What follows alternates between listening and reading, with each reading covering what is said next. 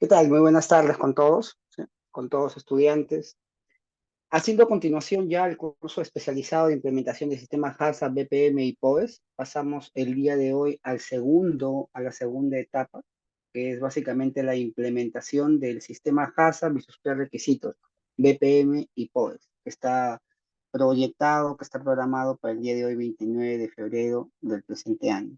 Un mes más, me voy a tomar unos segundos para poder comentar sobre la reseña del puente. Es mi persona. Soy biólogo microbiólogo del Estado de la Universidad Nacional de Trujillo. Tengo colegiatura perenne y habilitada. Tengo especializaciones, una maestría en curso y tengo experiencia de más de 10 años en gerencia de operaciones, aseguramiento de calidad, implementaciones, capacitaciones e área de investigación también. ¿Eh? Como el tema es bastante amplio, vamos a ir directamente hacia las implementaciones, no dejando de lado básicamente la realidad nuestra, la realidad del país, y mencionar cómo es que se debe implementar. La implementación de un sistema HACCP y antes de un sistema HACCP se debe dar una implementación de BPM y POES. ¿Qué es BPM? ¿Qué son POES? ¿Qué es PGIH o PGHS? ¿Qué significa ello? Se los explicaré el día de hoy. Si nos centramos o iniciamos explicando qué es una implementación, básicamente la implementación consiste en poder dar inicio, en poder complementar, en poder empezar un sistema que va a regular la calidad y también la calidad sanitaria y también la inocuidad de nuestro producto. Recordemos por cursos pasados que ya nos hemos visto y hemos estado presentes que la calidad sanitaria se refiere a toda aquella calidad, todo requisito sanitario, cantidad de microorganismos, microbiológico, calidad físico-química, calidad organoléptica, que nos requiere o que está dentro del límite de nuestros clientes. Y básicamente la inocuidad es una característica inherente al alimento que nos liga a pensar que este alimento no nos va a generar un daño al consumidor. ¿Sí? Entonces, la realidad nacional siempre tenemos que ser, no tenemos que ser reacios, al contrario, debemos ser familiarizados a lo que realmente vemos nosotros en el día a día. Nosotros vemos así los inspectores sanitarios cómo están cerrando ciertos establecimientos de comida, de alimentación. Vemos a fiscalización y control, en este caso está en Bellavista, Municipalidad de Bellavista. Estas imágenes están en internet, así que no tengo por qué censurarlas. Vemos ahí a una persona que está con mascarilla, con cofia de blanco, y está escuchando las indicaciones de aquel inspector y el por qué les están colocando alguna papeleta o infracción. De igual manera, aquí tanto la persona responsable como la persona que ha sido y ha inspeccionado, pues lo que hace es básicamente firmar una aceptación de una infracción que han cometido. Aquí lo que se está viendo es que la persona a cargo, si bien es cierto no tiene un uniforme correcto, eso también es increpable, pues está buscando cualquier desecho que sea una huella y evidencia de una desviación de un mal manejo de residuos. Aquí lo que se está viendo es mediante el celular, se está iluminando ciertas zonas para saber si es que se está cumpliendo con la limpieza correcta del establecimiento. Tenemos al lado derecho a un caballero que está con la cofia y sobre la cofia tiene una gorra, tiene una mascarilla, tiene su mandil, ese polo. No podemos determinar si es que ese polo se lo ha dado a la empresa a modo de uniforme o es un polo que él ya ha venido desde casa. Pero son cosas que podemos observar en las imágenes para nosotros tener una idea de qué va a consistir nuestra clase del día de hoy. Aquí lo que vemos es algo muy evidente, esa refrigeradora está demasiado oxidada, hay productos alimenticios que son papas embolsadas en el suelo o encima de ese frigider oxidado en una mala condición. Tenemos también en la otra imagen una tina en donde hay pollo, evidentemente, o carne, para no ser exactos, que tienen un contacto directo o semidirecto con el suelo. Es más, esas mayólicas no deberían ser utilizadas en un establecimiento de índole alimentario. Entonces, no tenemos un buen control de unas buenas prácticas de manufactura ni de un programa operativo de saneamiento, limpieza y desinfección. Hasta ahí vamos viendo.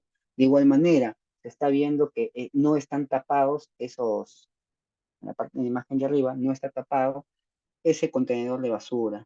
Y aquí abajo tenemos un alimento, tal vez se están lavando las hortalizas, los vegetales en ollas, pero estas ollas están en contacto con el piso y por lo visto hay una manguera que abastece de agua a esas ollas. Aquí pues es evidente un gran desorden, una falta de limpieza, es evidente que no se tiene un control correcto, no se tiene una supervisión y eso trae consigo plagas, trae consigo atentados contra la calidad, atentados contra la inocuidad. Partimos por algo. Cuando nosotros queremos hablar de un sistema HACCP, nosotros tenemos que entender que para nosotros implementar, iniciar un sistema HACCP, que es la articulación de distintos puntos para llegar a velar por la calidad e inocuidad alimentaria, tenemos nosotros que hablar de dos pilares fundamentales. El primer pilar fundamental es o consiste en las buenas prácticas de manufactura. Las buenas prácticas de manufactura es uno de los pilares fundamentales para nuestro sistema HACCP. Ya cuando pasamos a HACCP le voy a explicar a mayor detalle por qué es que estos son pilares fundamentales. Cuando hablamos de unas buenas prácticas de manufactura, disgregamos esa frase en tres palabras. Buenas, porque siempre tienen que ser positivas y lograr un beneficio para el consumidor o para el cliente. Prácticas, porque es básicamente algo operativo, no es algo teórico, es algo operativo que tú tienes que implementar en tu fábrica, es una práctica continua, es una acción continua, y de manufactura se refiere a que va una manipulación. Y en caso no haya una manipulación en ciertas partes del proceso, va a haber, si bien es cierto, un contacto directo con el alimento que tú estás procesando. Entonces, unas buenas prácticas de manufactura según el Decreto Supremo 00798, se dice que son un conjunto de prácticas o actividades adecuadas cuya observancia asegurará la calidad sanitaria e inocuidad de los alimentos y bebidas. Profesor, pero ¿por qué usted me dice alimentos y bebidas? Pasa que el Decreto Supremo 00798 es o habla de la fabricación de los alimentos y bebidas, tanto alimentos, puede ser de índole verduras, de un índole de frutas, puede ser cárnicos, puede ser lácteos, puede ser aditivos alimentarios y adicional también en estado líquido que son las bebidas.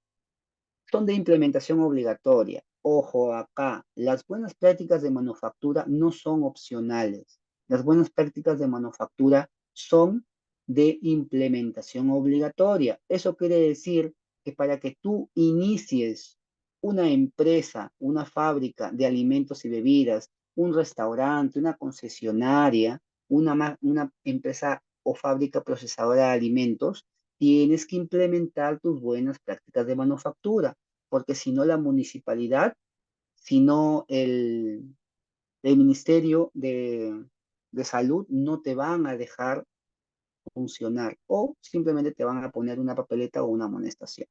Son de implementación obligatoria y mucho más allá de que sean de implementación obligatoria u opcional, es necesario rescatar y detallar de que toda implementación va a depender de un gasto e inversión, no solamente económico, sino también mental, físico y profesional.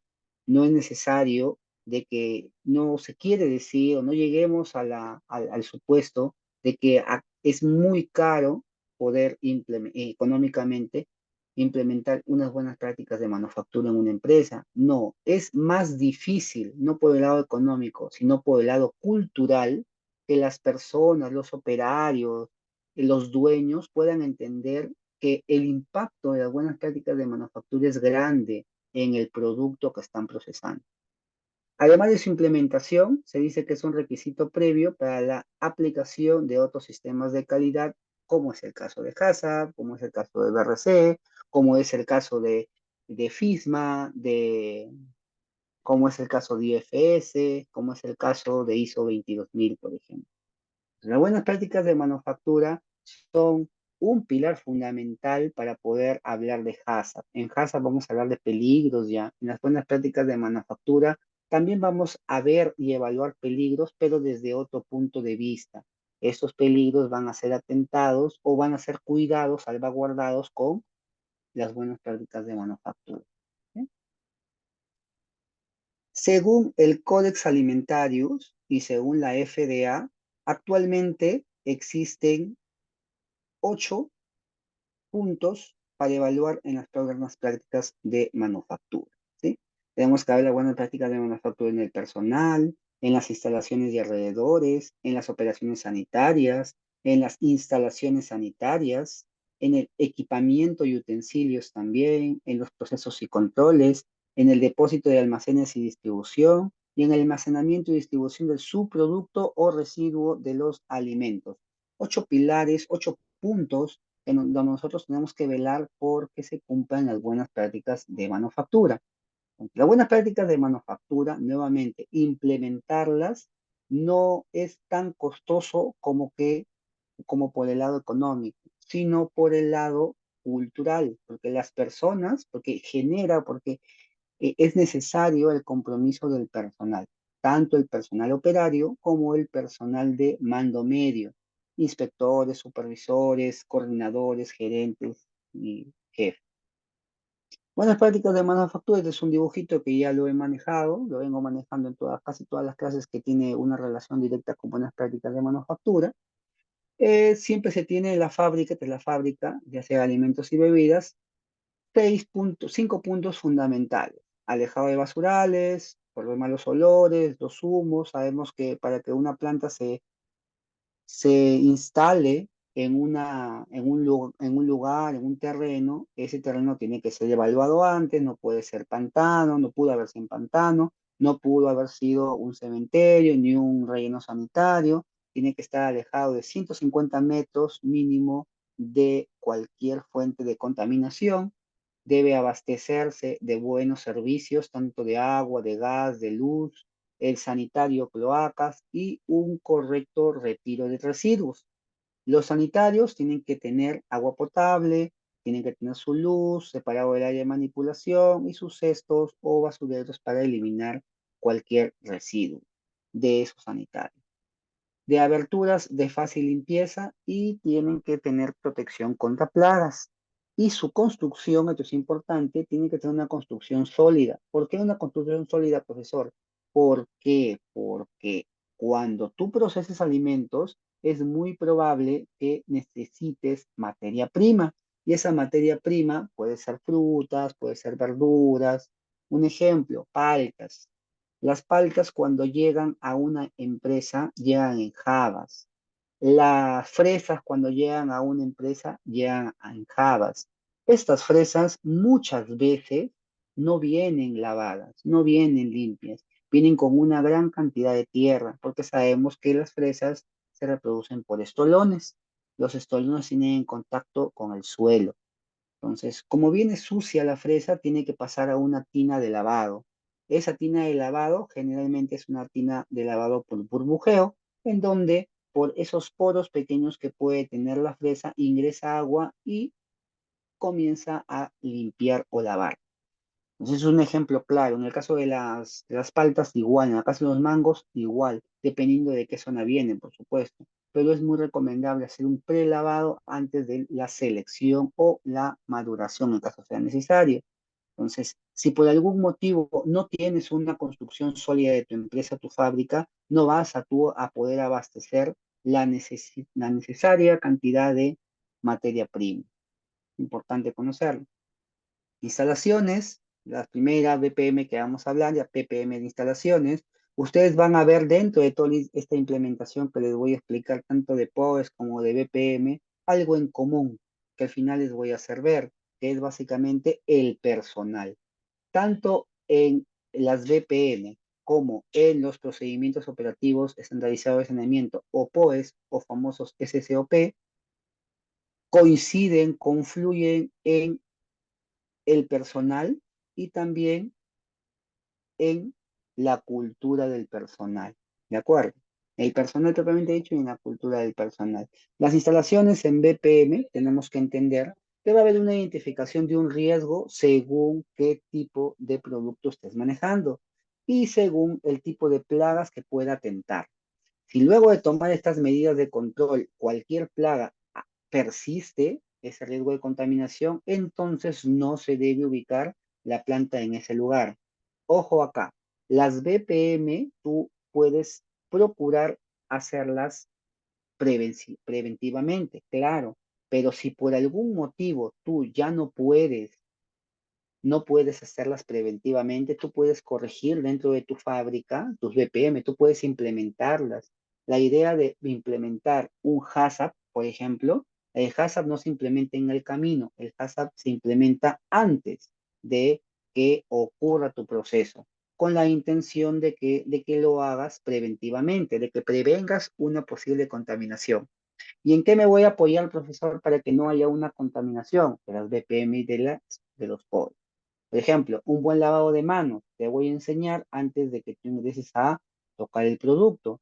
No me voy a esperar a que cuando tú manipules el producto con tus manos sucias, pues mi producto se contamine. No, yo te voy a dar capacitación desde antes. Entonces, las BPM no son correctivas. Las BPM, los POEs y también el HACCP son preventivos. ¿Por qué? Porque van a prevenir cualquier contaminación, cualquier infección, cualquier riesgo de atentado contra el producto y la inocuidad. No es necesario contar con una infraestructura física, debe estar ubicado alejado de focos de infección o contaminación, deben ser diseñados y construidos para proteger los ambientes de producción y deben ser construidos para que faciliten las operaciones de limpieza y desinfección. Por acá debo tener aquí, por ejemplo, un dibujo muy bonito. Acá el joven que está parado en la parte inferior de ese dibujo, podemos rescatar algo. El joven allí es muy probable que sea de limpieza o es muy probable que sea de calidad, pues está supervisando la limpieza correcta ¿de qué? De las paredes, de la infraestructura, de las instalaciones. ¿Qué es lo que rescatamos allí? Dos cositas rescatamos. Lo primero es que el caballero, el inspector, está con botas. Perfecto.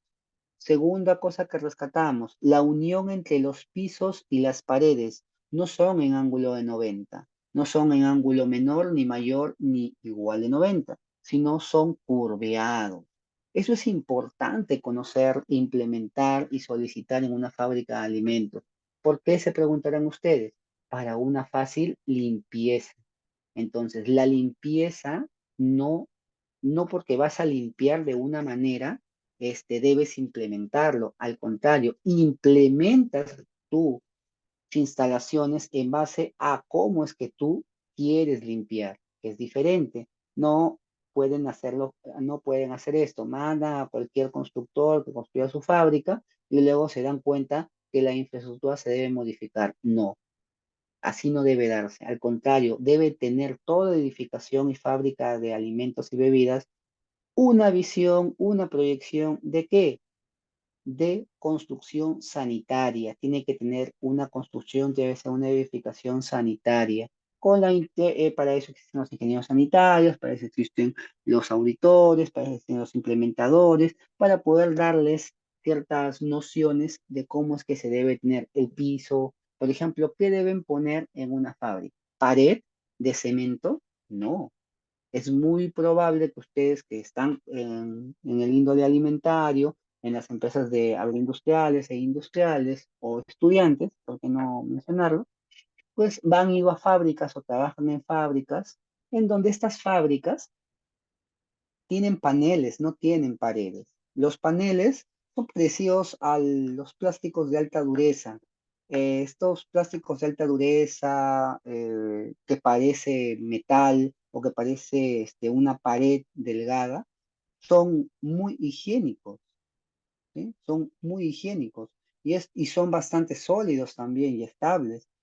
Eso va a impedir de que pueda acumularse suciedad. Al contrario, es muy fácil de lavar. Y esa unión entre la pared y el piso en forma curveada va a ayudar a una buena limpieza. Por eso aquí menciono dos cositas, los pisos y las paredes. Los pisos deben ser resistentes, no deben ser porosos y deben ser impermeables. Profesor, ¿cómo logro que mi piso sea impermeable? Fácil, usa pintura epóxica. Las famosas pinturas epóxicas son pinturas que van a cubrir y mantener esta calidad impermeable al piso. Tiene que ser acabado libre de grietas, esos azulejos, esas mayólicas que ustedes ven en las paredes no debe darse en el piso ni en las paredes. ¿Por qué? Porque en esas grietas es acumulación de suciedad. Las paredes deben ser impermeables, no absorbentes, libres de grietas y de fácil limpieza y desinfección. Entonces, esas cositas debemos nosotros tomarlos en consideración cuando implementemos o cuando queramos construir nuestras instalaciones, pisos y paredes.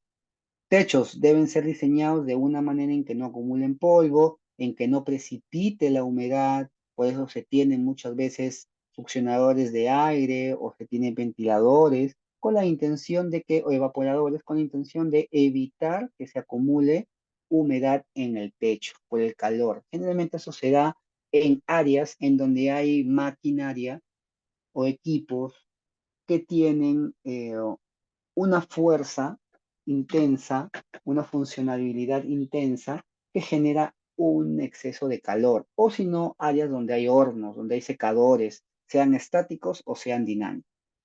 Las puertas no deben ser puertas de madera, también deben ser puertas de paneles de superficie lisa, no deben ser absorbentes y deben tener suficiente amplitud con la intención de hacer pasar coches, con la intención de hacer pasar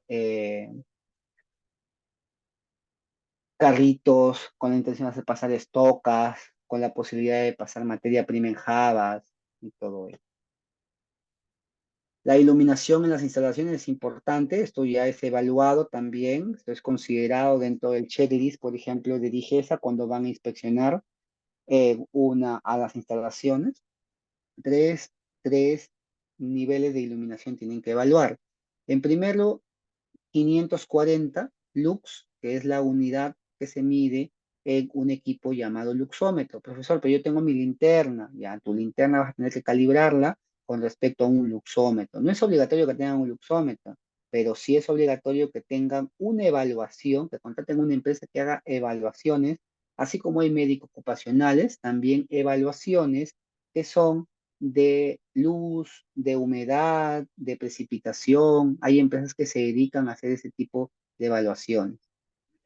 540 luz para todos los puntos de inspección, por ejemplo, espacios o áreas en donde haya separación, donde haya selección de producto, si es que ese producto salió muy seco o muy húmedo, si este producto salió dentro del calibre deseado, de 20 por 20, 40 por 40, si la paleta que yo quería hacer, si el grano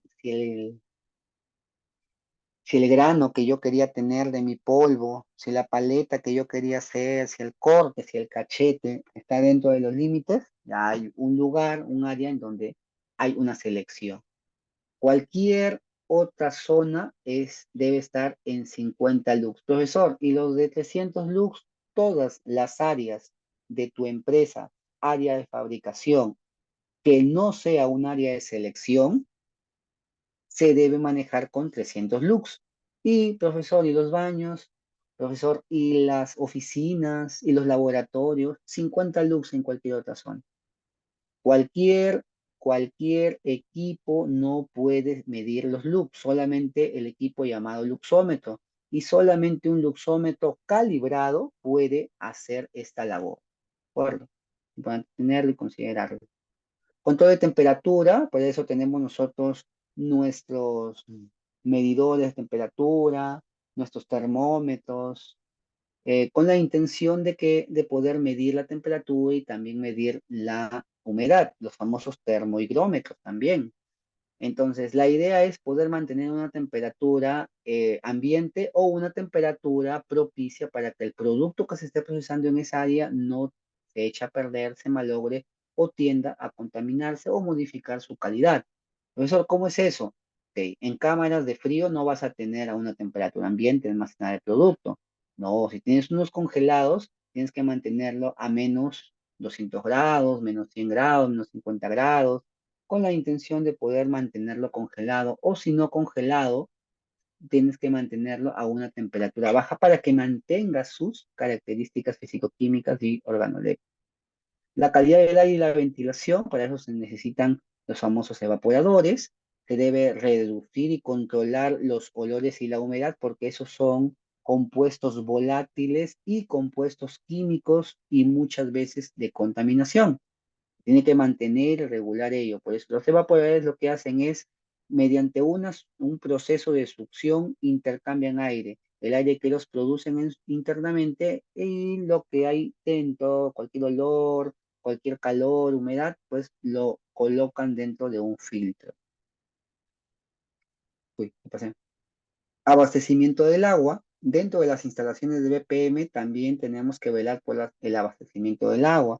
Profesor, ¿cómo es que veo eso? Fácil. El agua, sea dentro de tu planta, o sea para lavarte la cara, o sea para tu cafetín, o sea para lavarte las manos, o para el inodoro, tiene que ser agua potable.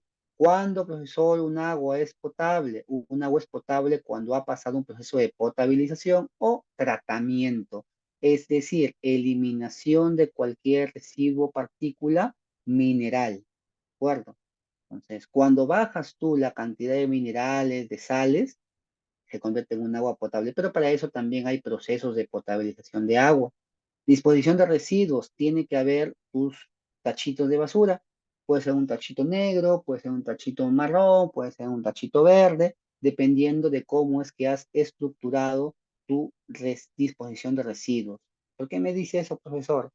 Lo que pasa es que muchas veces y se está estilando también que todas las empresas tengan un área de SOMA. El área de SOMA es de supervisión de salud en el trabajo y también de medio ambiente. Y ellos son los que se dedican básicamente a seleccionar qué tipo de tachitos o basureros debe haber en tu plan. Pero todos ellos tienen que tener algo en común, tienen que tener tapa, tienen que ser lavables. Profesor, pero tengo uno de cemento, no puede. El de cemento no va, es más, dentro de tu planta no debe de algo de cemento. ¿Por qué? Porque el cemento tiende a descomponerse, a desmembrarse, a romperse y genera contaminación. Es mejor que uses el de plástico. Y con pedal. ¿Por qué con pedal? Porque de ese modo tú pisas el pedal, la tapa se abre y colocas el residuo. Servicios sanitarios, también BPM, profesor, claro, los servicios sanitarios son vitales dentro de las instalaciones. ¿Por qué me dice eso? Fácil, te comento. Los servicios sanitarios son de vital importancia, uno, porque son una fuente de contaminación bastante elevada. Es una zona bastante alta de contaminación. Entonces tienen que ser limpiados continuamente, tiene que haber agua, tiene que haber jabón, es decir, tiene que haber desinfectante y también tiene que haber detergente, ¿de acuerdo? Se tiene que disponer de lavamanos, de inodoros, de duchas en caso sea necesario y de papel. Yo recomiendo que no se use un secador de manos, pero eso no quiere decir que las empresas lo puedan usar. Claro que sí, pero ¿por qué el profesor no recomienda el uso de secadores de manos? Te comento, el secador de manos lo que hace es un intercambio de aire. El aire que está externamente lo ingresa y luego bota un aire caliente. Eso quiere decir que dentro del secador de manos, que muchos lo usan en los supermercados o en los centros comerciales, por ejemplo, secadores de manos, los filtros que tienen esos secadores de manos se ensucian muy rápido. En cambio, el papel, por más que sea tal vez antihigiénico, porque según SMETA te piden uno de los pilares, que es una certificación de índole social, te pide que no gastes papel por los árboles y tanto tema, es mucho más sanitario, es mucho más limpio utilizar un papel que utilizar, y riesgoso, utilizar un papel que utilizar un secador de manos. El secador de manos, una vez que tu filtro se ensucia, lo que elimina en esa agua, en ese aire caliente, es una carga microbiana de aerobios, de mohos y levaduras, de bacterias, en caso sea el caso. Es importante conocer. Ahora pasamos de las BPM de instalaciones a las BPM de higiene del personal. ¿Sí? Que tiene que tener prácticas higiénicas, es decir, que tiene que presentar el personal bañado, utilizar ropa limpia, no utilizar anillos, evitar comer, estornudar y todo ello. Básicamente son principios que debe tener el personal y todo aquel que va a manipular o estar en contacto con alimentos. Prácticas higiénicas, no maquillaje, recuerden, no utilizar uñas cortas. Esta implementación se puede dar por qué, profesor? Se puede dar por capacitaciones, se puede dar por inspecciones, se puede dar por supervisiones y también por inducciones. Una inducción, a diferencia de una capacitación, es una inducción es una capacitación antes de que el operario entre en contacto con el producto. Pero cuando el operario ya ha entrado en contacto con el producto, tiene que haber una retroalimentación periódica y eso es una capacitación propiamente dicha del operario. Cuando es una capacitación antes o a un operario nuevo, eso es una inducción. Lavarse las manos, miren acá. Esas son las zonas de en rojito, las zonas de las manos que generalmente nosotros olvidamos lavar. Las que a veces olvidamos lavar están en color naranja y las que siempre recordamos lavar están en color celeste. Generalmente no tenemos un buen lavado de manos, al contrario, nos equivocamos y nos falta todavía reforzar esa área. Según la OMS, esto lo he tomado del famoso petición, la famosa petición de la OMS con respecto a la pandemia que hace poco nos ha acechado a todo el Perú y a todo el mundo, pues el COVID-19. El COVID-19, la OMS aportó esto en sus inicios en el 2020 en febrero, marzo, aportó este instructivo de lavado de manos, ¿sí? Donde uno se obedece las manos, se coloca jabón, luego se frota palma con palma, hace entre dedos, luego los nudillos, el dedo pulgar, haces un puchero o juntas la yema de los dedos con la palma de una mano de la otra, y luego te enjuagas, te secas y luego haces lo mismo, pero con alcohol, sea un alcohol líquido o alcohol en gel. Todo eso se decía en ese tiempo que tenía una duración de 40 a 60 segundos, pero no, se debe tener ahora una duración bajo de 25 a 30 segundos, pero no tiene que ser un remojado de manos. O sea, meto mi mano, me humedezco, cojo el jabón, me toco por donde me pueda tocar y luego me enjuago, no. 25 a 30 segundos como mínimo. Y generalmente, cuando tú no te lavas, generalmente no te piden en una empresa que te laves una vez, sino 2 o 3 veces. Esas 2 o 3 veces te da una sumatoria total de 40 a 60 segundos, es decir, un minuto de un correcto lavado de mano. Esto es para las empresas, eso sí tiene que implementarse, ¿sí? Va a depender de la capacidad, la cantidad de operarios de la empresa, o si es que hay de 1 o 9 operarios, un inodoro, 2 lavatorios, una ducha, un urinario. Todo esto está en la normativa del Decreto Supremo 00798, que es la guía técnica para la implementación del sistema HACCP del Ministerio de Salud. Entonces, como vemos, si es que hay 7 personas, un inodoro, 2 lavatorios, una ducha y un urinario es suficiente. Pero si hay más de 50 personas, ya no es necesario uno. Tiene que haber 5 inodoros, 10 lavatorios, 6 duchas, 4 urinarios. Esto está dentro del checklist del Ministerio de Salud. Tengan cuidado, ¿sí? Cuando les van a inspeccionar, les van a supervisar este cumplimiento. Entonces, todos los inodoros lavatorios no deben ser de granito. Profesor, ¿de qué deben ser? Deben ser de loza, porque la loza es higiénica, ¿ya? Todo lo demás, el granito es antihigiénico, porque como tiene y se presenta con aberturas o grietas, entonces ahí se acumula la humedad. Espero haber sido claro. Ahora hablamos de la BPM en materia prima. Se debe hablar de 5 cosas especiales en la materia prima. Tenemos que identificar el producto, tenemos que tener una información nutricional de ese producto en caso sea necesario, tenemos que saber una fecha de elaboración o vencimiento, o también dentro tenemos que considerar en cuándo ha sido cosechado esa materia prima, cuánto tiempo ha esperado desde la cosecha hasta la entrega a la planta. Eso también es un factor importante, trascendental. ¿Por qué? Porque eso nos ayuda a saber si es que ha sido madurado a la fuerza, si ha sido enfrentado a cualquier plaguicida, si ha sido seleccionado o si ha estado pues a la intemperie expuesto a cualquier contaminante. El modo de empleo o la cantidad que se pueda tener, la forma de conservación. Toda la materia prima no se conserva, frutas, verduras no se conserva a una temperatura ambiente, perdón, a una temperatura bajo cero, ni una temperatura de calor, sino una temperatura de ambiente, 25, 28 grados, no te olvidar. En el caso de aditivos alimentarios, porque hay algunos que trabajan con aditivos alimentarios y la norma no menciona, se debe controlar las condiciones de los ingredientes, si eso no es higroscópico, es decir, capta humedad, respetar las condiciones de almacenamiento y pesar los aditivos en caso sea necesario. Limpieza y desinfección por áreas, los utensilios y equipos. Es importante, ¿por qué? Porque los utensilios y los equipos tienen que ser en primer lugar limpiados, lavados y luego desinfectados. También aquí podemos hablar básicamente de las instalaciones. Se recomienda el uso de toallas desechables o papel toalla y se tiene que tener un programa de limpieza y desinfección. Este programa de limpieza y desinfección, perdón, vamos a hablarlo ya propiamente dicho en el programa, el procedimiento operativo estandarizado de saneamiento. De acuerdo, acá hablamos básicamente de lo que se debe cumplir.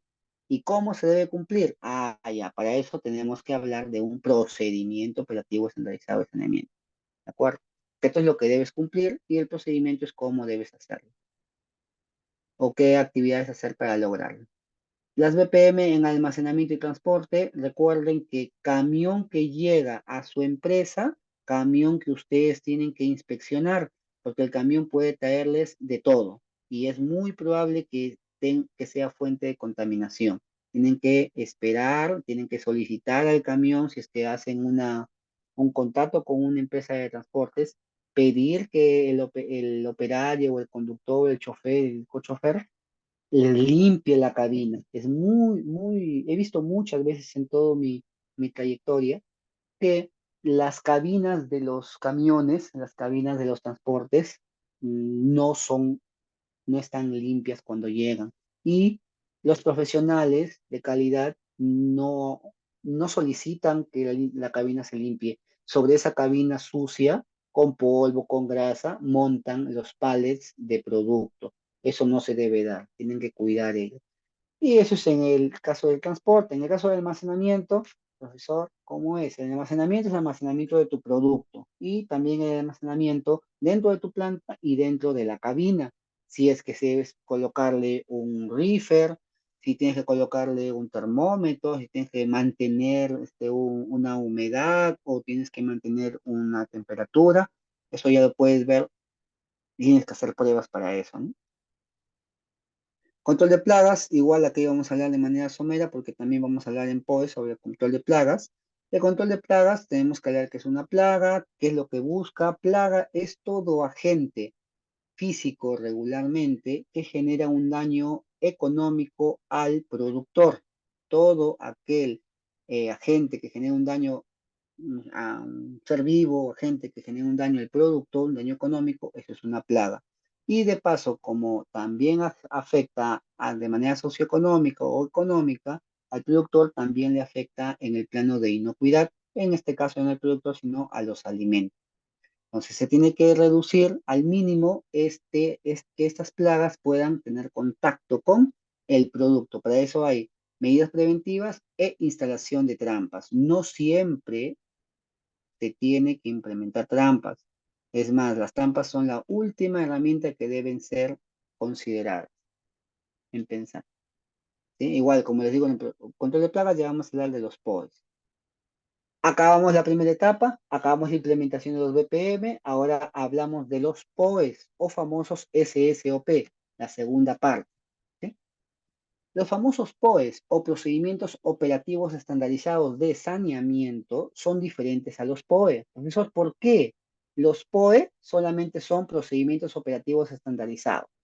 Cuando hablamos de control de plagas, control de agua, distribución o disposición de residuos sólidos, eso es saneamiento. Cuando hablamos de control de plagas, control de agua y todo lo que tiene que ver con distribución o disposición de residuos sólidos, la basura, eso es saneamiento. Entonces hay que tener en consideración todo lo que es limpieza y desinfección, y BPM, lavado de manos, todo ello, eso es procedimiento operativo estandarizado. Pero cuando hablamos de saneamiento, sumamos, ya les dije, control de agua, también control de plagas y por último el control de residuos. POES o SSOP. La diferencia, ¿cuál es, profesor? Que POES son las iniciales de procedimientos operativos estandarizados de saneamiento y SSOP son las mismas iniciales, pero en inglés. ¿Qué es un procedimiento operativo estandarizado de saneamiento? Según nuestro decreto supremo, nuevamente nos vamos al decreto supremo 00798, ¿sí? Son prácticas o procedimientos de saneamiento escritos. Profesor, pero estas no me dijo que eran prácticas, sí, pero recuerda algo, ¿cómo es que tú vas a transmitir en toda la planta que el instructivo esté familiarizado con tus operarios? Mediante instructivos, ya le hemos dicho, mediante hojitas, mediante files que están pegados a la pared, que están imitados, haciendo recordar al operario cómo es que deben ellos limpiar, cómo es que deben desinfectar, cómo es que deben asegurarse del control de agua y todo eso. Entonces, el establecimiento de alimentos debe desarrollar e implementar. También son de implementación obligatoria. Profesor, pero ya son dos, por supuesto.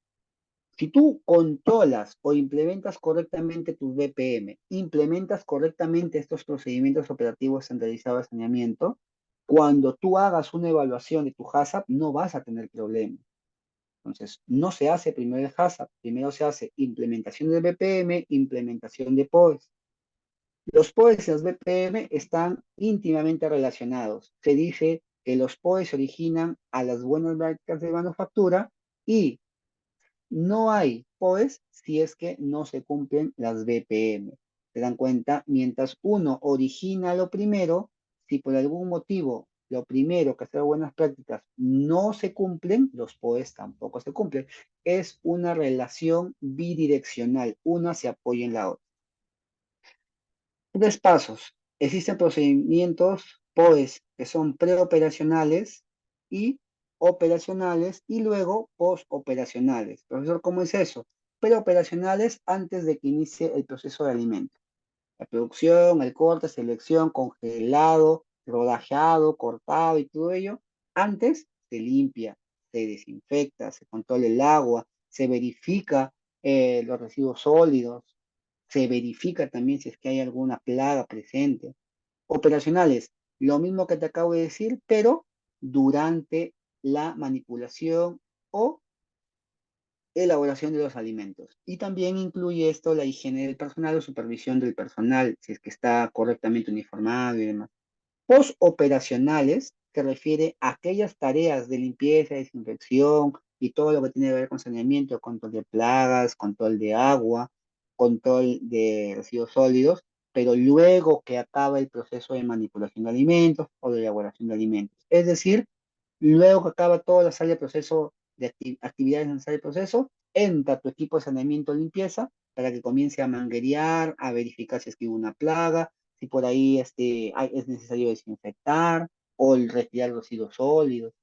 Entonces, y controlar nuevamente el agua. El agua se debe controlar en todo momento. ¿Por qué? Porque siempre hay un déficit o una desviación de la concentración de cloro, siempre hay una desviación de la concentración de sales. ¿Por qué? Porque las llaves, casi siempre en todas las plantas donde yo he estado, las llaves no son mantenidas, no se les da mantenimiento a las llaves del agua. La llave del agua o la cisterna del agua siempre es la parte más descuidada. Hay que tener cuidado en ello.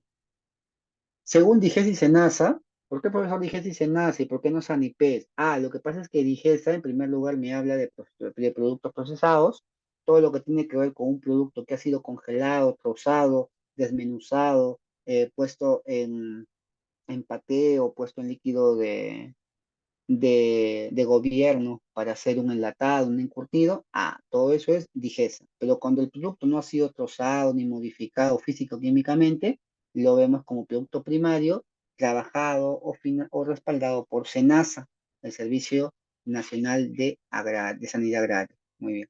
Entonces tenemos 6 POEs o SSOPs exigidos por estas entidades. Control y desinfección, áreas, máquinas, equipos y otros. Control de higiene y salud del personal, nuevamente hablamos, parte de la BPM. Control de plagas, así, aquí sí vamos a hablar literalmente del control de plagas. el procedimiento de control de aguas, el control de recolección y disposición de residuos sólidos, y por último, para que todo esto se cumpla, verificación del programa de higiene y saneamiento, o el famoso PGHIS. Programa General de Higiene y Saneamiento es básicamente la programación de todos estos procedimientos. Estos procedimientos alimentan al famoso PGHS, al Programa de Higiene General de Higiene y Saneamiento. Vamos, seguimos. Vamos a ver en primer lugar rápidamente del control o limpieza y desinfección. Recordemos qué es limpieza y qué es desinfección. Limpieza es retirar físicamente todo aquel contaminante que tu ojo humano puede ver. Cualquier resto de suciedad, resto de alimento, grasa, superficie y todo ello se llama limpieza. Cuando tú retiras todo ello que tú ves en tu ojo, a tu ojo humano, a tu visión, limpieza. Y para eso tú utilizas detergentes, ¿de acuerdo? Pero cuando tú quieres hacer una eliminación o reducción, ya no de partículas físicas o detectables al ojo humano, sino reducción del número de microorganismos, entonces que causan una enfermedad o generan un atentado contra la inocuidad o contaminación, usamos desinfectantes, es decir, se llama desinfección a la reducción del número de microorganismos y limpieza al retiro de cualquier partícula sucia o de suciedad que está en la superficie en contacto con tu alimento. Criterios de selección, de elección para el desinfectante y luego el, eh, para el desinfectante y luego para el detergente, ¿sí? En primer lugar, para el detergente. El detergente tiene que ser evaluado si es que se usa un detergente ácido, neutro o alcalino, dependiendo de qué es lo que tú quieres eliminar. Por ejemplo, si es una suciedad de índole orgánica, entonces utiliza un detergente alcalino. Si es que es una grasa, utiliza un detergente ácido. Si es que es un residuo tal vez neutro o de un pH 7, 6.5, utiliza un ácido y neutralízalo con un alcalino, para que de ese modo puedas tú eliminar cualquier residuo y que no se quede adherido a la superficie cuando tenga en contacto con otro producto. Cuando hablamos de los desinfectantes, es más importante hablar de tres tipos, es entender básicamente que el desinfectante es un agente químico. Pero, profesor, ¿solamente existen desinfectantes químicos? No. El proceso de desinfección no solamente abarca el uso de agentes químicos, sino también otros procesos de desinfección física. Puede ser el calor, puede ser el escaldado. Profesor, pero el escaldado a mí me han enseñado en mi fábrica, en mi empresa, que sirve para separar la pulpa de la palta de la cáscara, que sirve para ablandar el endodermo del rocoto, del ají, del escabeche. Sí, pero también unge y funciona como un desinfectante, es decir, eliminación de la carga microbiana. Puede ser calor, por agua caliente o vapor, filtración, rayos UV, el aire, pequeños utensilios limpios, desinfección de envases. Profesor, ¿qué es SIP? SIP significa Clean in Place. ¿Qué significa Clean in Place? Limpieza in situ. Son equipos, cuando los equipos son grandes, como por ejemplo los equipos de Laibe, de Bacus, de Gloria, esos equipos no se van a poder desmontar o no van a esperar que se desmonten para que tú hagas una limpieza y luego tienes que armarlos para que continúe la producción. No, esos equipos tienen unos canales en donde ingresa un líquido de limpieza y otro de desinfección y agua casi pura con la intención de enjuagar. Entonces los equipos no son desarmados, los equipos tienen un sistema de limpieza en el momento, in situ. Entonces, mientras por un lado se están lavando, se están limpiando, por el otro lado se está siguiendo procesando. Entonces, eso también tiene que ser evaluado y existe en nuestra actualidad. Miren acá los utensilios de higiene, por favor, los utensilios de higiene hasta en su casa no tienen que rozar el suelo, tienen que estar pendiendo, colgando y tienen que ser seleccionados por colores dependiendo de esos utensilios de limpieza a dónde pertenecen. Esta es una buena implementación por colores, como ven acá. Por un color, pues por el área de sistema de resina, por el otro control de metales para esa área, para el otro lado de industria alimentaria, que es proceso, para el otro lado tal vez es otra área de proceso, y solamente los de color azul son de estaciones de limpieza, de baños, de oficinas, de laboratorios, de comedores, cafetines y demás, o exteriores. Entonces, todos tienen un color diferente. Así deberían ustedes tenerlo en sus plantas y no en una caja o no en un armario, sino colgado, pendiendo, con la intención de que no toque el suelo porque es una fuente de contaminación. El almacenamiento de los utensilios de higiene. ¿Qué es higiene? A ver, si es que no me entendieron por ese lado. Higiene es la reunión entre limpieza y desinfección. Si tú limpias y desinfectas, eres higiénico. Profesor, pero ¿cómo es eso? Cuando yo me ducho, ¿soy higiénico? Claro. Cuando tú te duchas, ¿qué es lo primero que haces? Usas un detergente, usas jabón, usas champú. Profesor, ¿y en qué momento me desinfecto? Cuando usas tu colonia, que es alcohol. Cuando usas alcohol, propiamente dicho, ahí te estás desinfectando, ¿no? Almacenamiento en un lugar exclusivo y ventilado. Eso, de esa manera tú estás almacenando tus útiles de higiene. Se debe guardar limpios y secos, nunca húmedos. ¿Por qué? Porque la humedad es un caldo de cultivo para el desarrollo de microorganismos. Nunca sobre el piso, ojo, paños, trapeadores siempre colgando, pendiendo en un ganchito, para que de ese modo se ventile y se seque, si es que están húmedos. Productos de higiene, hay que revisar las etiquetas en los jabones, las etiquetas en los detergentes, en los productos químicos. Autorización sanitaria es importante porque no puedes comprarle a cualquier entidad, tiene que tener. Vigesa emite una resolución ministerial para el permiso de estos productos de limpieza. ¿Qué más? Instrumentos accesorios para medir las dosis, no puedes echar todo, medio balde o media galonera, dependiendo de la cantidad, se dosifica, se disuelve en agua, qué tipo de agua, agua ácida, agua alcalina, agua neutra, equipos y vestimenta especial en caso sean volátiles estos productos. Tiene que haberse una frecuencia de limpieza y desinfección, no se olviden. ¿Por qué frecuencia? Porque no es igual limpiar los techos que limpiar los pisos. Los techos pueden esperar, los pisos no. Los pisos siempre tienen que ser limpiados. Las paredes igual. Las oficinas, los baños, todos los días se deben limpiar. Es más, 3 veces al día, siempre. ¿De acuerdo? Y acá tengo algunas frecuencias que se han manejado, que las he manejado en otros lados y las he implementado. Frecuencia diaria, frecuencia semanal, mensual, semestral, programada, dependiendo de a qué utensilio o cualquier área, o por último, a qué equipo se trate. ¿Sí?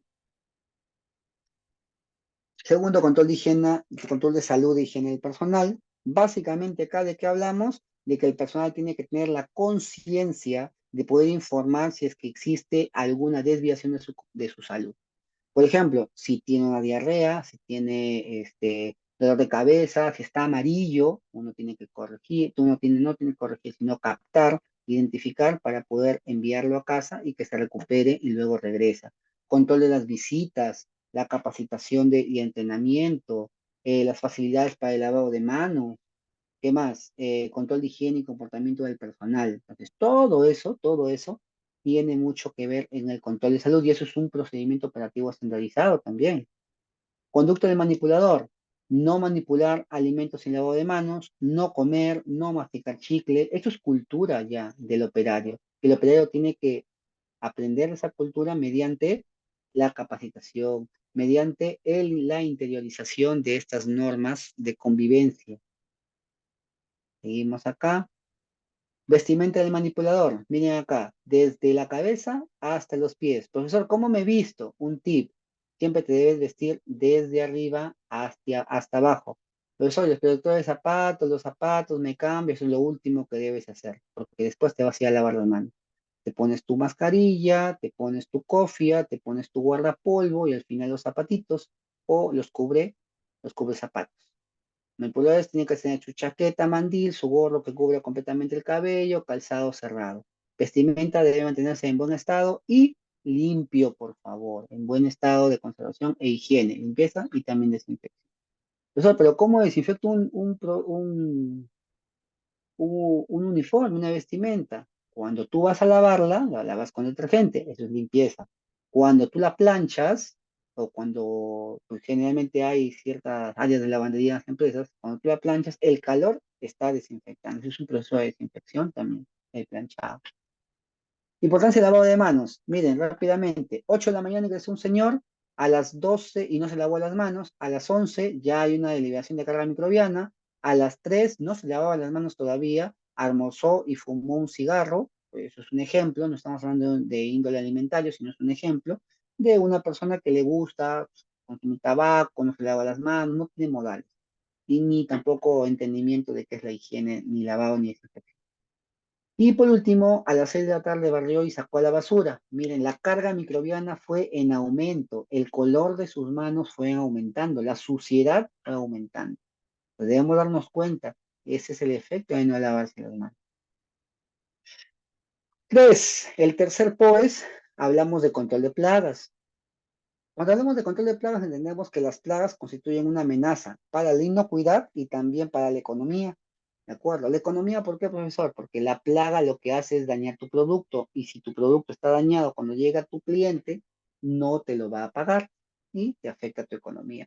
Y la inocuidad, ¿por qué? Porque si bien es cierto, tal vez puedes controlar que no dañe el producto, cualquier pelito, cualquier heces o cualquier pluma o cualquier alita o simplemente que se pose una mosca en tu producto o en tu mesa o en el guante de un operario genera contaminación y ahí atenta la inocuidad de los alimentos.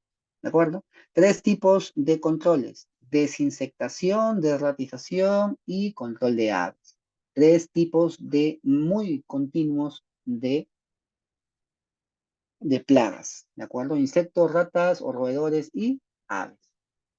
Esto es un sistema de control, ¿sí? Eso es un control, ojo, no es preventivo, en este caso estoy hablando de control porque estamos hablando de control de plagas. Generalmente siempre se tiene que hacer un mantenimiento previo, es decir, no tener nichos donde se pueda alojar o vivir un roedor, un insecto, tener todas las áreas limpias, no tener aberturas por donde ingrese cualquier plaga, entonces hay que tener cuidado por ese lado. Pero una vez que sea inevitable o aparte de tú prever las condiciones para que no le des hábitat a la plaga, pues también puedes implementar un sistema de control de plagas mediante cebaderos. Estos cebaderos tienen un cebo.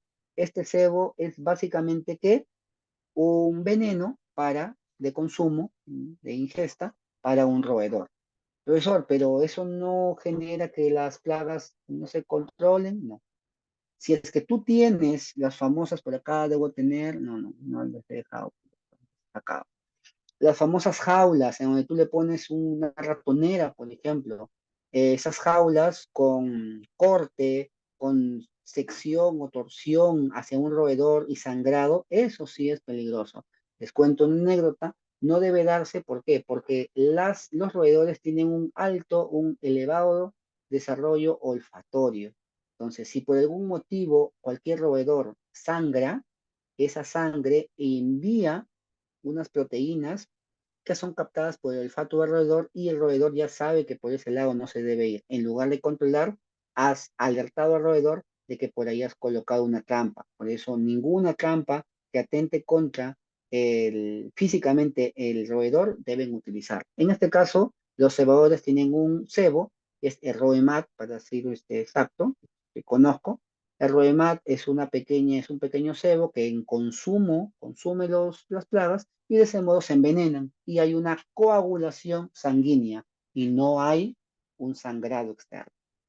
Las tapas atrayentes de luz o famosos tapas atrayentes, otros conocen como insectocutores, que es diferente. El insector envía descargas eléctricas para que de ese modo se pueda eh, electrocutar o eliminar al insecto. En este caso son tapas atrayentes de luz porque la luz es una luz a un volumen, a un decibel, a una concentración, decibel no, a una concentración de luz o de intensidad que al insecto lo va a atraer. Control de plagas, tal vez de aves. Siempre se coloca arriba esas espuelas, en la parte de arriba, un sistema de repelente sónico, o simplemente pues un espantapájaros, o globos también. De ese modo el ave se va a ir. El plano de control de dispositivos, esto les van a pedir, sí, les va a pedir de BRC, les pide Hazard, cómo es que ustedes están controlando plagas, y dónde se han colocado sus trampas o su control de plagas. Control de calidad de agua, ¿sí? Ya pasamos a pues, plagas y demás, ahora pasamos a agua. En agua es importante asegurar la calidad y procedencia del agua. ¿Por qué? Porque dependiendo de dónde viene tu agua, tú tienes que tratarla. Toda agua que llega a tu planta tiene que ser tratada. Es más, todas las empresas, sin excepción, nada que Gloria me llegue el agua bien, no, no. El agua que les llega a todos los peruanos es un agua subterránea. Y esta agua subterránea o agua de manantial, en muchos casos también se da, Cajamarca, Huancavelica, empresas que están en llanuras, es agua de manantial. Y en otros casos, como la mayoría, es agua subterránea. Esta agua subterránea se expele o sale del, del lado, de la parte subterránea, muchos metros debajo de nuestro suelo, pero sale con bastantes minerales. Por eso existe el proceso de potabilización del agua. Miren acá, alimentos involucrados en un brote de ETA o enfermedad de transmisión de alimentos. No se olviden, hay otro curso de acá el sábado, vamos a hablar básicamente de esto, enfermedad de transmisión de alimentos, salmonelosis, vamos a hablar sobre intoxicaciones, sobre listeriosis y todo ello. Pero en el 2020 hasta 2022, imagínense, el agua ha sido uno de los factores de mayor contaminación o brotes de ETAs. El agua, imagínense, el agua. Así que hay que tener cuidado. Control de agua. ¿Dónde se almacena el agua, profesor? En cisternas, tanques, está bien, no hay ningún problema. Dos cosas te recomiendo. Uno, tiene que ser tapado y dos, tiene que ser limpiado periódicamente esa cisterna. Y también tiene que ser complementado con una desinfección. No solamente lavarlo, sino desinfectarlo. ¿Ok? Es decir, higienizarlo. Se tiene que acondicionar el agua. Muchas veces el agua que llega a la planta, si bien es cierto, está potabilizada, hay otro tema más. ¿Cuál, profesor? El tema es el siguiente, que el agua muchas veces que se utiliza no es un agua completamente tratada. Se ozoniza, el agua se ioniza, para que tenga agua ionizada, o agua por UV, o agua tal vez con tratamiento térmico, con la intención de que el agua tenga una mayor disminución de carga microbiana. O por último, el agua se tiende a tratar mediante filtros o petards. ¿Por qué, profesor? Lo que pasa es que hay empresas que trabajan con productos orgánicos y los productos orgánicos se les evalúa por toda su concentración en metales, en los productos. Hay procesos de cloración, homogénesis inversa, ablandador, lámparas UV y muchos más. Control de calidad de agua y de análisis de cloro, pH, no hay que olvidarnos, la concentración de cloro 0.5 y la concentración de pH siempre tiene que ser un pH neutro, de 6.5 a 7.5. Ya sabemos, método de cloración, que es el más conocido, mediante el hipoclorito de sodio, hipoclorito de calcio o gas de calcio, con la intención de poder tratar a esta agua. Control de colocación de disposición de residuos sólidos. Como les dije acá, hay dos maneras de distribuir o disponer. En primer lugar, por el área de calidad y en segundo lugar por el área de SOMA. Si es por el área de calidad, no hay problema. Se puede distribuir 2 hasta 3 tachos de basura con tapitas, si es con pedal mucho mejor, y se tiene que rotular. Los colores oscilan. Si quieres seguir una normativa, que sí existe, la normativa, la NTP 19028, pero si no quieres seguirla, no hay ningún problema. Tú puedes colocar tus tachos de distinto color, pero rotulado, y cuando se evalúe, se tiene que ver que estos residuos que están rotulados, pues son los que están contenidos en tu desecho. Y si es que tienes a un SOMA, él ya se encargará de reglamentar o de enviar a una EPS, empresa de prestadores de servicios para la disposición de los residuos, o si no, a la municipalidad. Verificación y validación de efectividad de procedimientos de limpieza y desinfección. Señores, dos tipos de verificación. Todo lo que tú puedes haber hecho, tu lavado de manos, tu tratamiento de agua, tu control de plagas, todo, absolutamente todo, no significa nada, no significa nada si es que tú no has verificado y has validado. Verificación visual, inspecciones, checklist, y verificación microbiológica, evaluaciones mediante mediante envíos de superficies, envíos de agua para que se evalúe en un laboratorio acreditado por una 17025 laboratorio de calibración. Entonces, de esa manera uno puede verificar, ¿sí? Microbiológicamente. Hasta ahí hemos hablado y en un buen tiempo de los dos prerequisitos para un sistema HACCP. Ya les expliqué cómo es que deben implementar sus BPM, cómo deben implementar sus POEs. Ahora vamos a hablar de la parte mayor, la parte seria, por decirlo así, el siguiente paso. Esto es opcional en muchas empresas, pero se está convirtiendo en algo obligatorio el sistema HACCP, el HACCP. ¿Por qué? Porque sin este sistema no les dan a ustedes, implementación de este sistema no les dan a ustedes como empresa, restaurante o tal vez empresa, fabricación de alimentos y bebidas, una autorización sanitaria. Entonces, deja de ser en muchos casos opcional para convertirse en obligatorio. ¿Qué es un sistema HACCP? Desmembramos todo como siempre lo hacemos. Sistema HACCP se refiere a un sistema. Un sistema es una serie de pasos, una serie de principios, una serie de etapas para lograr un fin en común. Análisis, porque vamos a tener que analizar. Análisis de puntos críticos, de peligros y puntos críticos. Análisis, ¿qué vamos a analizar, profesor? Vamos a analizar mediante una causa-efecto, vamos a analizar mediante una concentración, vamos a analizar mediante una gravedad, si los peligros son peligros, qué tipos de peligros son peligros de, eh, que lo tengo, si son peligros, ay,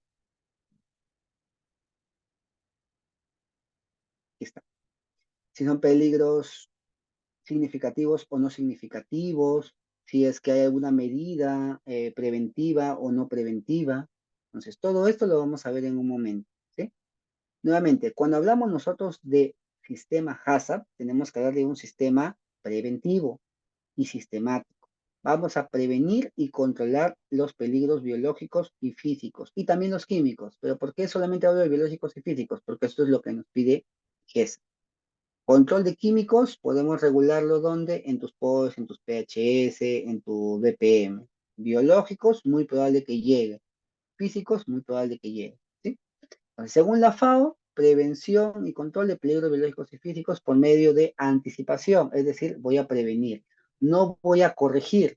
Profesor, pero por ahí yo he visto un principio, me han enseñado, he leído que se corrige una desviación de un punto crítico de control, pero no se corrige el peligro. ¿Qué quiere decir con eso? Un ejemplo, no es que mi producto se contaminó y voy a descontaminarlo. No puedes descontaminarlo. Profesor, y si lo irradio, si tú irradias un producto con UV, con rayos X, con rayos UV, lo que estás produciendo es una alteración de los componentes de ese producto. Tienes que tener cuidado, no es recomendable irradiar, ¿sí? Excepto si es que son aditivos alimentarios, esos no tienen problema.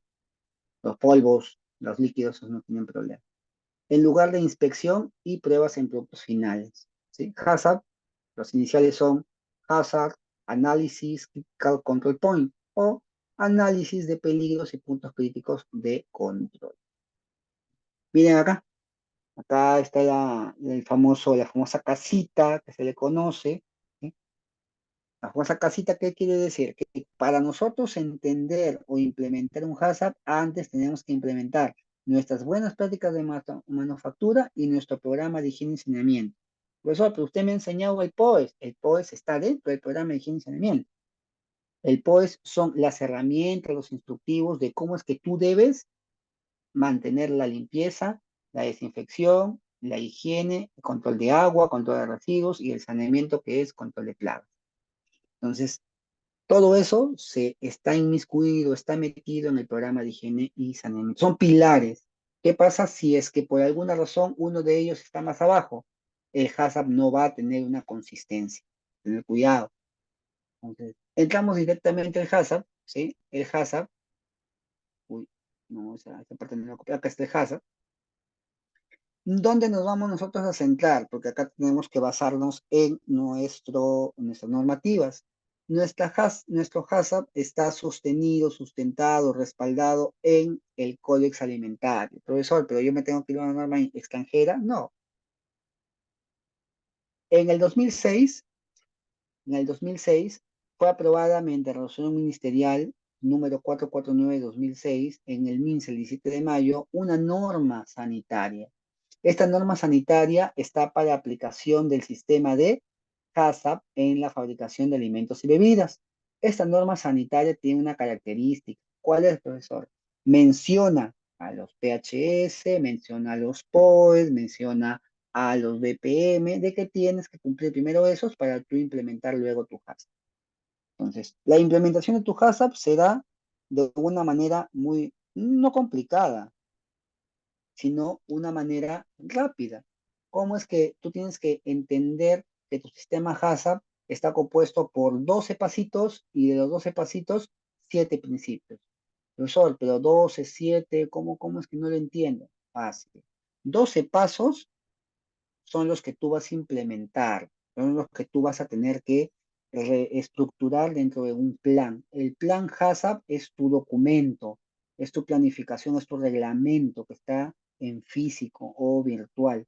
Y cuando tú aplicas este reglamento en tu sala de producción, en tu proceso, en tu producto, en tus operarios, en tus cuidados, en tus controles, ahí recién estás haciendo un sistema HACCP. ¿De acuerdo? Pues hay una secuencia lógica para la aplicación del sistema HACCP, ¿sí? Entonces ya sabemos que son que la norma avalada para nosotros, para nuestro país, es la norma 449-2006, es del 17 de mayo, se llama norma sanitaria para la aplicación del sistema HACCP en la fabricación de alimentos y bebidas. ¿Cuántos, profesor? No me acuerdo. ¿Cuántos pasos son? 12 pasos. ¿Cuántos principios? 7 principios. Profesor, pero no me acuerdo. A ver, te enseño una mnemotecnia. ¿Cuántas manitos tienes tú? Dos, profesor. ¿Cuántos dedos tienes en esa manito? 5. Los 5 primeros pasos, los 5 primeros pasos son unos famosos pasos previos. ¿Previos a qué, profesor? Previos a los principios. 5 primeros pasos previos a los principios. Entonces, si tú sabes que hay 12 pasos y tienes 5 primeros pasos, ¿cuántos pasos te quedan? 7, profesor. Son 7 pasos que se llaman paso 6 hasta el paso 12 se llaman principios. El paso 6 es el principio 1, el paso 7 es el principio 2, el paso 8, principio 3, paso 9, principio 4, paso 10, principio 5, paso 11, principio 6 y paso 12, principio 7. 7 principios. Aquí hablo de los 7 principios. Miren acá algo. Esta es una ruedita que yo siempre suelo colocar en mis ponencias. ¿Por qué? Porque esta ruedita, el mismo inicio se convierte en el fin y el fin se convierte nuevamente en el inicio. 7 principios. Realizar análisis de peligro, determinación de puntos críticos de control, establecer límites críticos para estos puntos críticos, establecer un sistema de vigilancia, establecer medidas correctivas, establecer procedimientos de comprobación y establecer un sistema de documentación. Todo eso está sustentado en mi normativa 449-2006. Primero tenemos que formar un equipo HACCP, rápidamente. ¿Qué es un equipo HACCP? Un equipo HACCP es un equipo multidisciplinario en donde no solamente va a estar el calidad, va a estar el de producción, el de limpieza y saneamiento, el de mantenimiento, el operario, tal vez el control o aquella persona que está pues monitoreando cualquier punto crítico de control, desinfección o tal vez el detector de metales, dependiendo de cómo es que tú hayas evaluado. Tiene que tener conocimiento. Lo que estamos impartiendo ahora en este curso de especialización es también para el equipo HACCP, ¿por qué no decirlo? Y de ese modo se pueden nutrir. ¿Para qué? Para que puedan en sus reuniones poder dar mejores opciones, opiniones, para que se pueda hacer un mejor trabajo en su empresa. Segundo paso, descripción del producto. Por eso no le entiendo cómo es descripción del producto. Vamos a tener un ejemplo. Tenemos una línea de carne. ¿Qué es lo primero que tenemos que hacer en esta línea de carne? Tenemos que describir el producto. Describir desde la característica más grande, más notoria, hasta la característica más específica. Nombre del producto, su descripción, su composición, sus características microbiológicas sensoriales, físico-químicas, su tratamiento de conservación y almacenamiento. Todo eso es descripción de producto. ¿Pero dónde va a ir eso? Eso tiene que ir en tu HACCP. Y es muy probable, y se te pide también en otro sistema de gestión de calidad como BRC, que vaya pegado en tus paredes de tu proceso. ¿Por qué? Porque eso les va a ayudar a conocer a los operarios de cómo está compuesto tu producto. Esto es la descripción del producto. Mencionar todas las características habidas y por haber, desde generales hasta particulares o individuales, sobre tu producto. Tercero, determinación del uso previsto. Profesor, no lo entiendo. Otro ejemplo. Determinación del uso previsto es por quién y cómo va a ser consumido el producto. Seguimos con la hamburguesa, la línea cárnica, hamburguesa de carne. ¿Para quién va a ser esta hamburguesa de carne? Mi producto es hamburguesa de carne, es decir, la carne nada más, no el pan, ni la lechuga, ni el tomate, ni el queso, es solamente la carne. Este producto va a ser apto para el consumo humano después de haberse cocinado a temperaturas mayores a 70. Profesor, y si lo cocino a 60, es bajo tu responsabilidad. Tú estás colocando o la empresa te está diciendo que tú debes consumir, es consumido y es apto para el consumo humano cuando se cocina a temperatura mayor a 70. Tú lo cocinas a 69 grados, a 68, 57, porque te gusta la carne medio cruda, no estás cumpliendo con el uso previsto. ¿Por qué? Nosotros como productores tenemos que informar al consumidor cómo es que debe consumir nuestro producto. Si es que no cumple, es responsabilidad del consumidor. Diagrama de flujo es el siguiente paso, paso 4. ¿A qué se refiere? El diagrama de flujo es el desarrollo de todas las etapas de tu proceso productivo. Eso tiene que estar visualizado tanto en una hoja y también en tu proceso. Eso quiere decir que si ingresa materia prima y sale producto terminado, eso tiene que estar en tu diagrama, en tu esquema, ¿de acuerdo?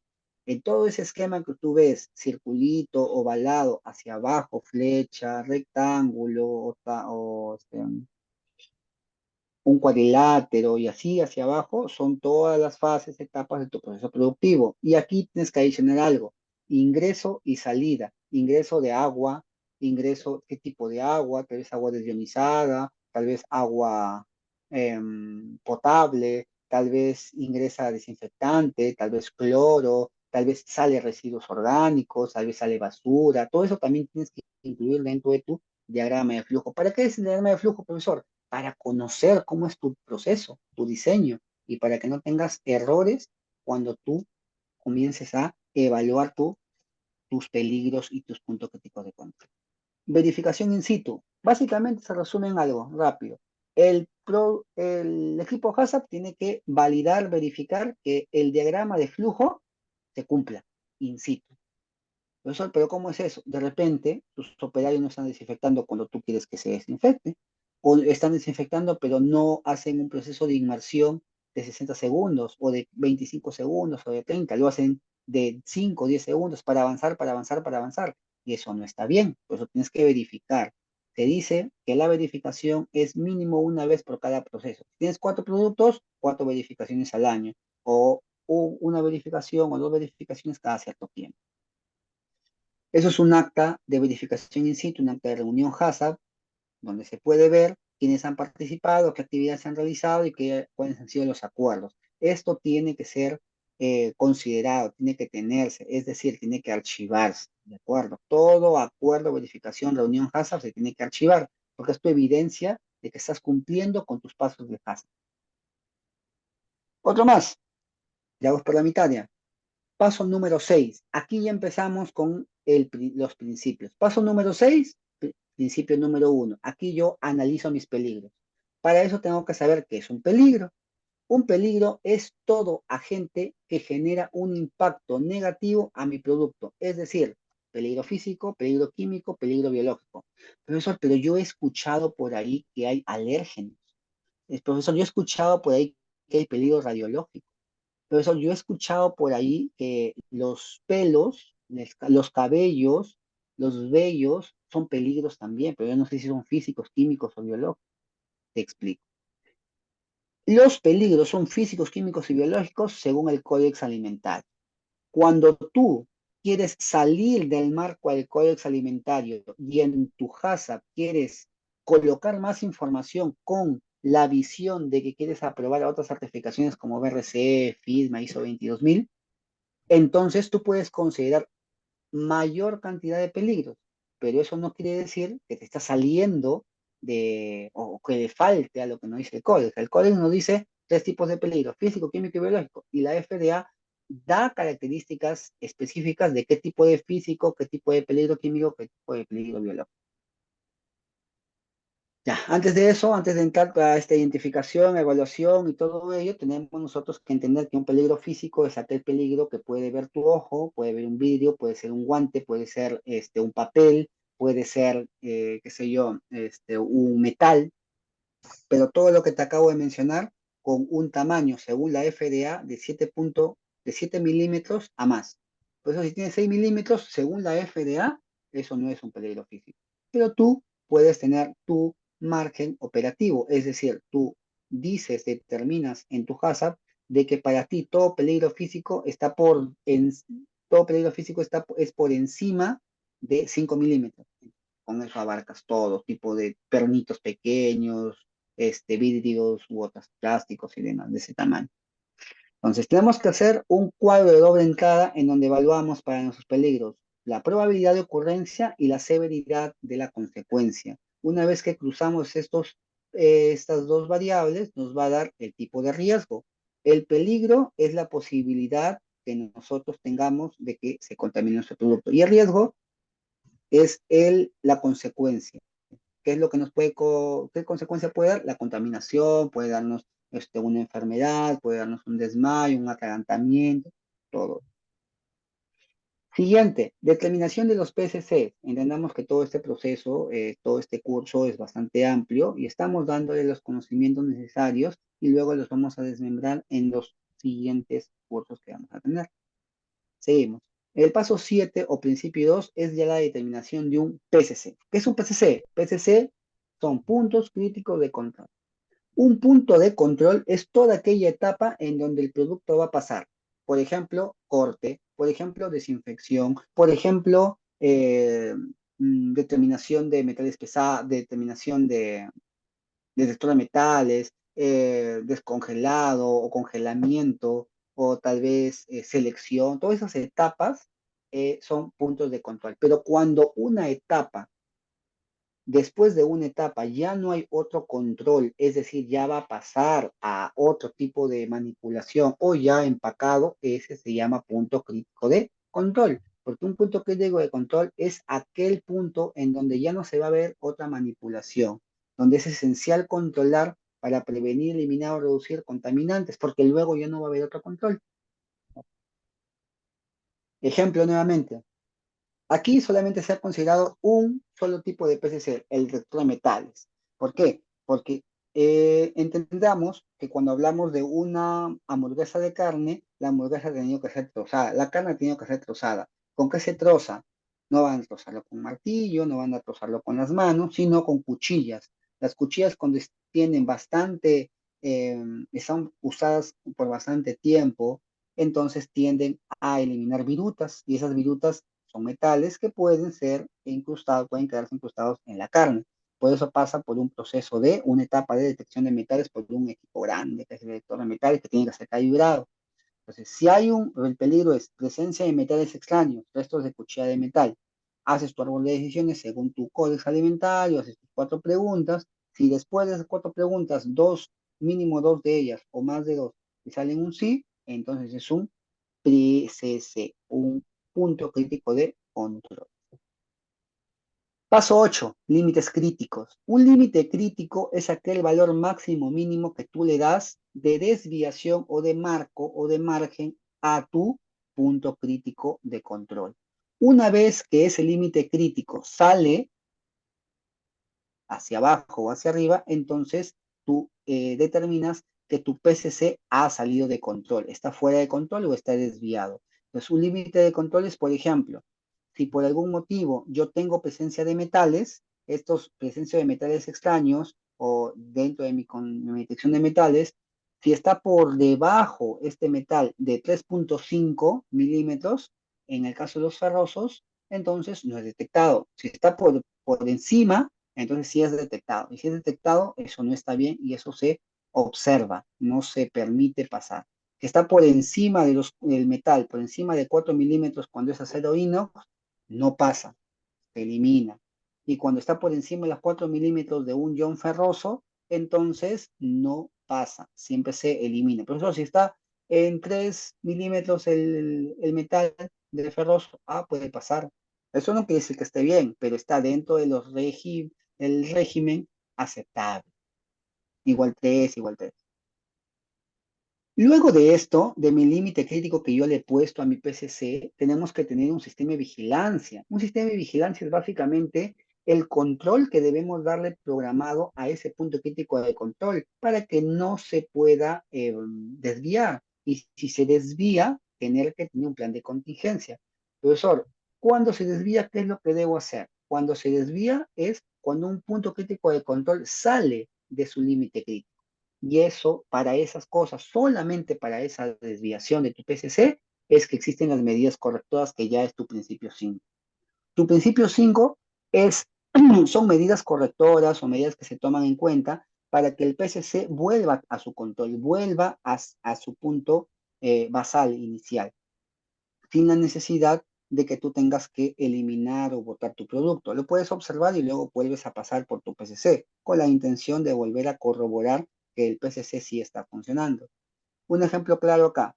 Miren acá tu línea de carga nuevamente, tu PCC que es de electronemetales, hay un límite crítico. Eso quiere decir que por encima de 1.5 de partículas ferrosas, por encima de 2.5 de no ferrosas y por encima de 3.5 de acero inox, sí te va a detectar el equipo y por eso vas a observar tu producto.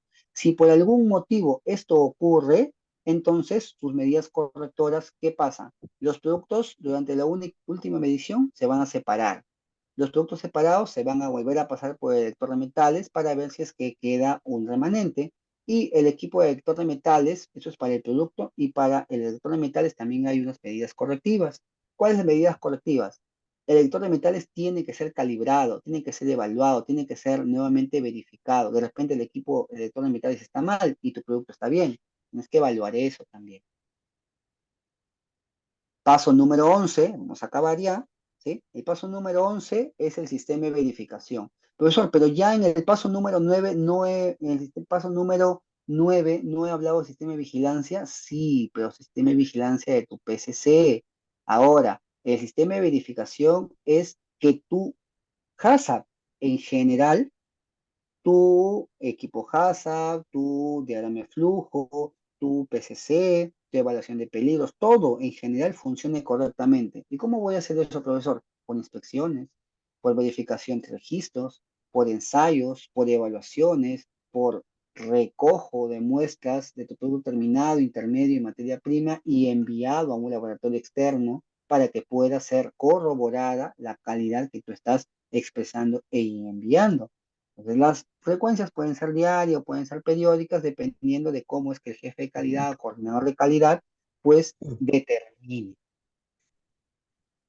Entonces, para corroborar el plan HACCP, podemos hacer pruebas o análisis organolépticos, microbiológicos, físico-químicos. Hacemos un estudio de vida útil, un estudio de las devoluciones que nos pueden dar en el año de los clientes. Si es que es ninguno, pues todo está bien, nuestro HACCP sí está cumpliendo.